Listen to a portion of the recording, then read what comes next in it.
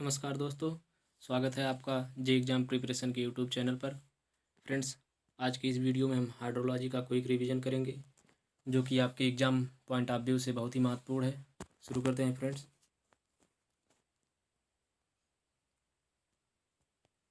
Hydrology. Friends, hydrology वह science है जिसके अंतर्गत हम circulation of water above the ground or below the ground or even in atmosphere, इन सब के बारे में स्टडी करते हैं। Next friend, precipitation.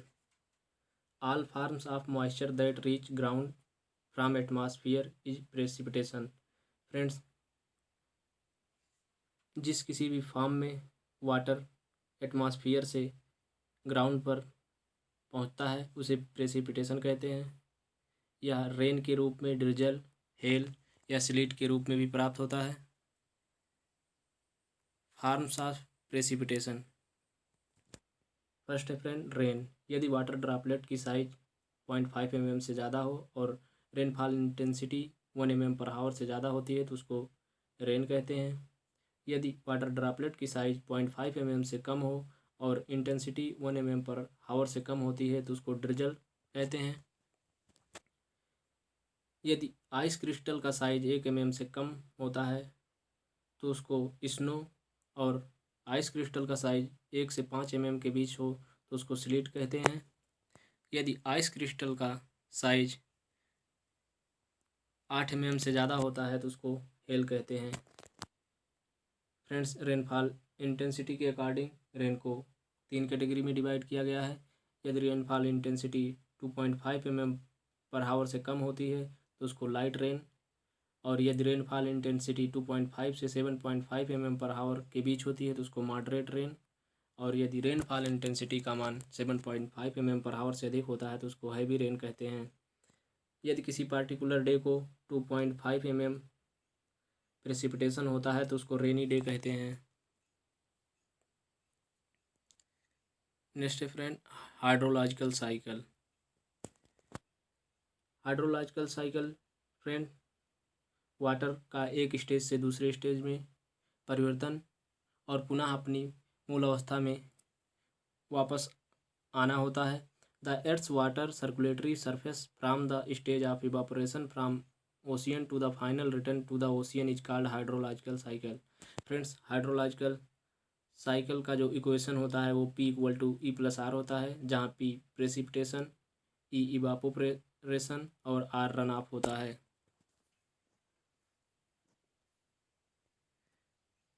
Type of precipitation. First है convective precipitation. Convective precipitation occur due to rising of warmer and lighter air in colder and denser surrounding।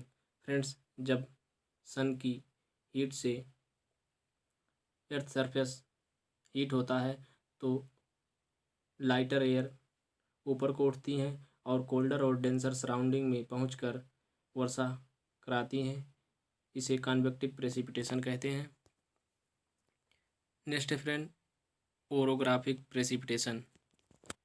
Orographic precipitation topographic barrier की वजह से अकर होता है। जब मॉइस्ट एयर या बादल move करते हैं तो उनके रास्ते में जब कोई बाधा आती है तो वो उससे जो वर्षा होती है उसे ओरोग्राफिक प्रेसिपिटेशन कहते हैं।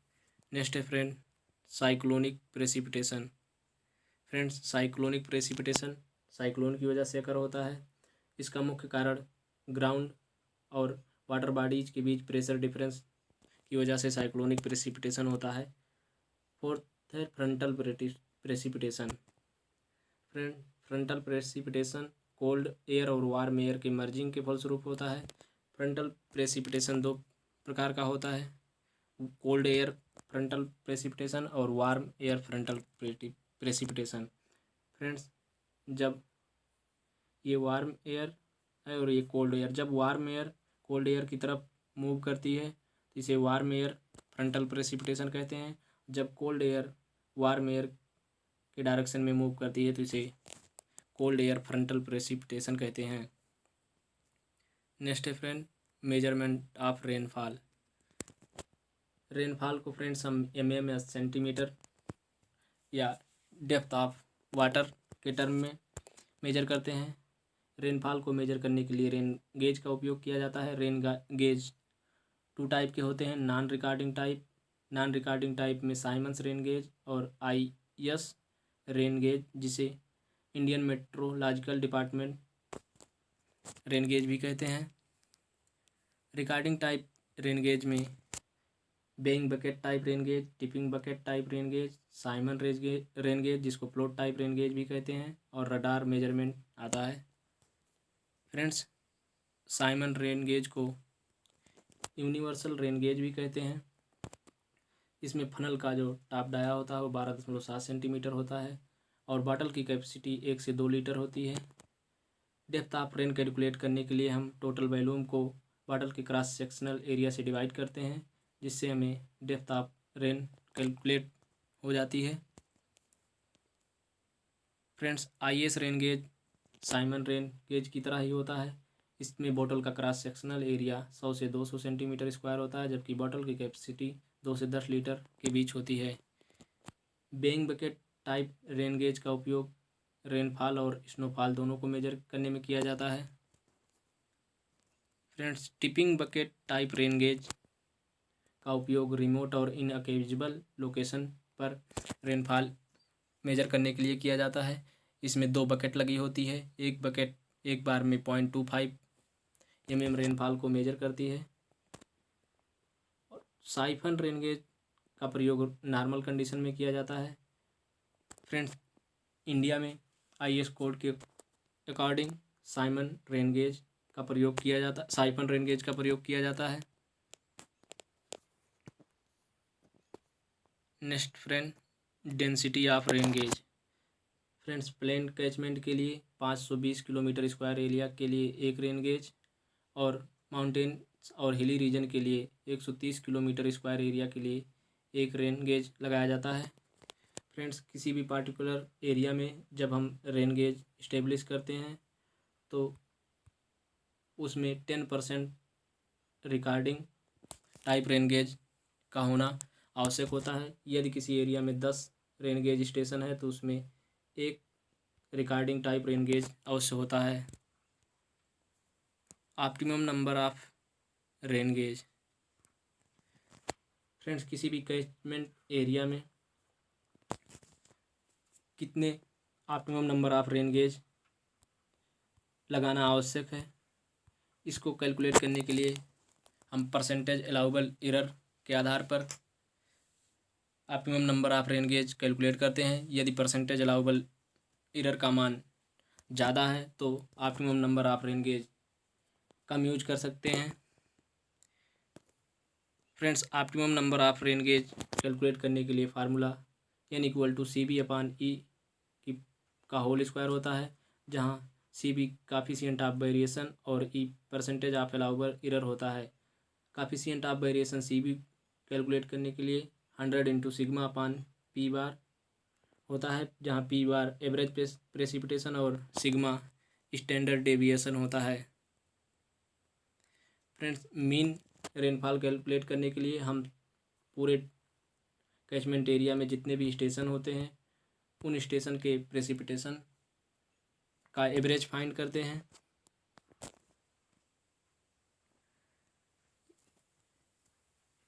और यन का जो मान प्राप्त होता है, यदि यन का मान यम से अधिक आता है तो एडिशनल रेन गेज की आवश्यकता होती है, जहां यम कैचमेंट एरिया में जो स्टेशन रेन गेज स्टेशन स्थापित हैं उनकी संख्या है। यदि यन का मान यम से कम आता है तो एडिशनल रेन गेज की आवश्यकता नहीं होती है। Next friend, missing rainfall data. Friends, missing rainfall data calculate करने की आवश्यकता तब होती है जब किसी पार्टिकुलर कैचमेंट एरिया में कोई एक स्टेशन किसी कारणवश वहाँ पर मेजरमेंट नहीं हो पाता है, तो उस स्टेशन पर प्रेसिपिटेशन का मान फाइंड करने के लिए हम सिंपल मीन मेथड और नॉर्मल रेशियो मेथड का प्रयोग करते हैं। सिंपल मीन मेथड का प्रयोग तब करते हैं जब उस पार्टिकुलर स्टेशन पर नॉर्मल प्रेसिपिटेशन का मान अन्य स्टेशनों के नॉर्मल प्रेसिपिटेशन से 10% से ज़्यादा वेरी नहीं करता। इसके अकॉर्डिंग हम सभी स्टेशन पर प्रेसिपिटेशन का मान यूनिफॉर्म मानते हैं और उनका एवरेज फाइंड करते हैं। उनके एवरेज जो आता है वो उस मिसिंग जिस स्टेशन पर रेनफॉल डाटा मिस होता है वो उसके बराबर होता है। नॉर्मल रेशियो में से मेथड का प्रयोग तब हम करते हैं जब उस पार्टिकुलर स्टेशन पर नॉर्मल प्रेसिपिटेशन का मान अन्य स्टेशनों के प्रेसिपिटेशन से 10% से ज़्यादा वेरी करता है। इसका फार्मूला है friends, Px equal to NX/M into P1/N1 plus P2/N2 plus dot dot plus PM/NM। Friends, जहाँ M number of rain gauge station है और NX नॉर्मल प्रेसिपिटेशन है जिस स्टेशन पर हमें मिसिंग डाटा कैलकुलेट करना है। Rainfall data presentation. Friends, rainfall data present करने के लिए डिफरेंट टाइप के कर्व और ग्राफ का उपयोग किया जाता है। रेनफॉल मास कर्व एक्यूमुलेटेड रेनफॉल और टाइम के बीच प्लॉट किया जाता है। Rainfall hyetograph intensity of rainfall और टाइम के बीच प्लॉट होता है। रेनफॉल हाइटोग्राफ का उपयोग फाई इंडेक्स और डब्ल्यू इंडेक्स कैलकुलेट करने में किया जाता है। DAD curve depth area duration curve depth of rainfall और डिस्ट्रीब्यूशन एरिया के बीच प्लॉट किया जाता है। ये स्टॉर्म के रियल करेक्टरिस्टिक को बताता है। इसमें वाई एक्सिस पर डेप्थ और एक्स एक्सिस पर एरिया होता है। जैसे जैसे एरिया का मान बढ़ता जाता है डेप्थ का मान घटता चला जाता है। नेक्स्ट है friend, calculation of mean precipitation. Friends, mean precipitation calculate करने के लिए हम जनरली 3 मेथड, अर्थमेटिक मेथड, थिसन पॉलीगन मेथड और आइसोहेटल मेथड का प्रयोग करते हैं। अर्थमेटिक मीन मेथड का प्रयोग फ्लैट और प्लेन टेरेन में किया जाता है। इस मेथड के अंतर्गत हम सभी रेन गेज स्टेशन पर प्रेसिपिटेशन का मान यूनिफॉर्म मानते हैं और सभी स्टेशनों के प्रेसिपिटेशन का सम और number of rain gauge station जितने होते हैं उनसे डिवाइड करके एवरेज फाइंड कर लेते हैं। नेक्स्ट है फ्रेंड, थिसन पॉलीगन मेथड। थिसन polygon method friends equal area weightage method भी कहते हैं। इसमें इक्वल एरिया वेटेज फाइंड करने के लिए सबसे पहले हम जितने भी स्टेशन होते हैं कैचमेंट एरिया में उनको आपस में मिलाते हैं। मिलाने के बाद उनका परपेंडिकुलर बाइसेक्टर खींचते हैं और जो ये एरिया, ये A1, ये A2, ये 3 और ये 4। नेक्स्ट है friend, isohyetal method. Equal rainfall point को ज्वाइन करने वाली लाइन को आइसोहाइट कहते हैं। इस विधि से मीन प्रेसिपिटेशन फाइंड करने के लिए हम दो आइसोहाइट का एवरेज और उनके बीच का एरिया लेते हैं। ऐसे ही फर्दर हम लास्ट तक कैलकुलेट करते हैं और टोटल एरिया से डिवाइड करके मीन प्रेसिपिटेशन कैलकुलेट करते हैं। नेक्स्ट है friend, frequency of rainfall and probability. Return period. Friends, return period of a given storm is the time interval during which the given storm is likely to be equal or exceeded. Friends, यदि किसी particular time में storm का मान 30 centimetre है तो यदि अगले 10 सालों में प्रेसिपिटेशन का मान 30 से ज़्यादा नहीं होता है, अगले 10वें साल प्रेसिपिटेशन का मान 30 सेंटीमीटर या उससे अधिक प्राप्त होता है तो रिटर्न पीरियड जो होगा वो 10 साल होगा। Return period probability of occurrence के इन्वर्सली प्रोपोर्शनल होता है। फ्रेंड्स, रिटर्न पीरियड कैलकुलेट करने के लिए बेबुल्स फार्मूला, हेजन फार्मूला और कैलिफोर्निया फार्मूला का प्रयोग किया जाता है। बेबुल्स फार्मूला के according T equal to n + 1/m होता है, जहाँ n number of years use in analysis और m rank for given data in that series in descending orders. Hazen formula के according friends T equal to n/m - 0.5, जबकि California formula के according T equal to n/m होता है। Next है friend, probability of occurrence p equal to 1/t होता है, जबकि probability of non occurrence q equal to 1 - p या 1 - 1/t होता है। Probability of occurring an event R time in n successive year p r n equal to NCR p t power r q की power n - r होता है। Probability of non occurring in n successive years equal to q to the power n। Probability of occurring an event at least once in n successive year equal to 1 - q to the power n।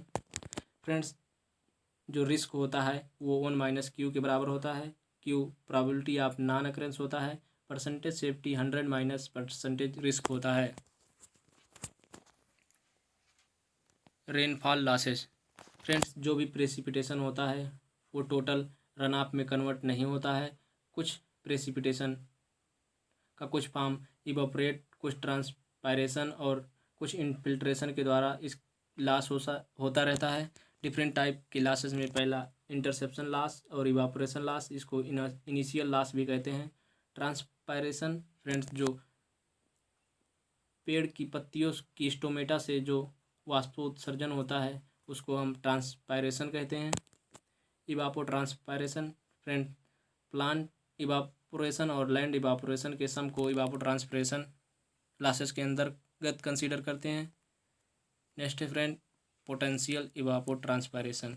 Friends, जब soil में moisture content का मान field capacity तक होता है तो उस समय जो इवापो ट्रांसपायरेशन होता है उसको पोटेंशियल इवापो ट्रांसपायरेशन कहते हैं। और actual evapotranspiration friends, specific condition पर किसी गिवन प्लेस पर जो इवापो ट्रांसपायरेशन अकर होता है उसे एक्चुअल ट्रांसपायरेशन कहते हैं। यदि मॉइस्चर कंटेंट का मान फील्ड कैपेसिटी के बराबर होता है तो एक्चुअल इवापो ट्रांसपायरेशन और पोटेंशियल इवापो ट्रांसपायरेशन का रेशियो 1 के बराबर होता है। यदि मॉइस्चर कंटेंट फील्ड कैपेसिटी से कम होता है तो एक्चुअल इवापो ट्रांसपायरेशन पोटेंशियल इवापो ट्रांसपायरेशन से कम होता है। यदि मॉइस्चर कंटेंट परमानेंट बिल्टिंग पॉइंट के बराबर होता है तो एक्चुअल इवापो ट्रांसपायरेशन 0 होता है। परमानेंट बिल्टिंग पॉइंट पर पौधा मुरझा जाता है। नेक्स्ट फ्रेंड, इक्वल इवापो ट्रांसपायरेशन को ज्वाइन करने वाली लाइन को आइसोप्लिथ कहते हैं। एरिडिटी इंडेक्स कैलकुलेट करने के लिए potential evapotranspiration minus actual evapotranspiration upon potential evapotranspiration into 100 से एरिडिटी इंडेक्स कैलकुलेट करते हैं। नेक्स्ट लास्ट है friend, infiltration. Friends, ground surface से जो वाटर ग्राउंड में अंदर फिल्ट्रेट करके मॉइस्चर डिफिशियंसी को ज्वाइन करता है उसे इनफिल्ट्रेशन कहते हैं। नेक्स्ट है friend, infiltration index. Infiltration index friend 2 प्रकार का होता है, फाई इंडेक्स और W index. Phi index, total infiltration during rainfall excess, total in time period of rainfall excess. Friends, जब प्रेसिपिटेशन होता है तो पहले प्रेसिपिटेशन का टोटल इनफिल्ट्रेट कर जाता है, परंतु जिस टाइम से इनफिल्ट्रेशन और रेनफॉल एक्सेस भी होता है उस दौरान जितना इनफिल्ट्रेशन होता है, टोटल इनफिल्ट्रेशन और टाइम पीरियड के रेशियो को फाई इंडेक्स कहते हैं। Next friend, W index, total infiltration upon total time. Friends, precipitation के दौरान टोटल जितना इनफिल्ट्रेशन होता है और जब से प्रेसिपिटेशन शुरू हुआ है और जब बंद होता है उसके बीच के टोटल टाइम के रेशियो को डब्ल्यू इंडेक्स कहते हैं। फाई इंडेक्स का मान हमेशा डब्ल्यू इंडेक्स से बराबर या बड़ा होता है। इसका मुख्य कारण क्योंकि फ्रेंड्स हम इफेक्टिव टाइम लेते हैं 5 इंडेक्स के कैलकुलेशन में, जबकि W इंडेक्स के कैलकुलेशन में टोटल टाइम कंसीडर किया जाता है। Hydrograph friends, hydrograph rain discharge एवं टाइम के बीच प्लॉट किया जाता है। एक्स एक्सिस पर टाइम और वाई एक्सिस पर डिस्चार्ज किया जाता है। फ्रेंड्स, जब इंटायर कैचमेंट रन ऑफ में पार्टिसिपेट करता है तो उसको टाइम ऑफ कंसंट्रेशन कहते हैं। Maximum flood estimation friend, maximum flood estimation के लिए कुछ एम्पिरिकल फार्मूला है। पहला है डीकन फार्मूला। डीकन फार्मूला का उपयोग नॉर्थ इंडिया में किया जाता है, Q=CD A⁴/4। और दूसरा है रियू फार्मूला। रियू फार्मूला का उपयोग साउथ इंडिया में किया जाता है, Q=CR A⁴2/3। थर्ड है English formula. English formula friend Q=124 × A/√A+10.4। Friends, यहाँ पे ए एरिया किलोमीटर स्क्वायर में है। नेक्स्ट है friend rational formula. Rational formula के अकॉर्डिंग Qmax = AIR/360। ए एरिया हेक्टेयर में, आई रन ऑफ फैक्टर और आर रेनफॉल इंटेंसिटी mm/हावर में है।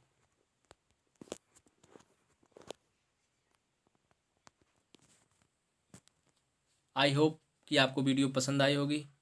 फ्रेंड्स, यदि आपको वीडियो पसंद आई हो तो वीडियो को लाइक और शेयर करें और चैनल को सब्सक्राइब करना ना भूलें, जिससे आपको अपकमिंग वीडियो की नोटिफिकेशन मिलती रहे। Thank you for watching.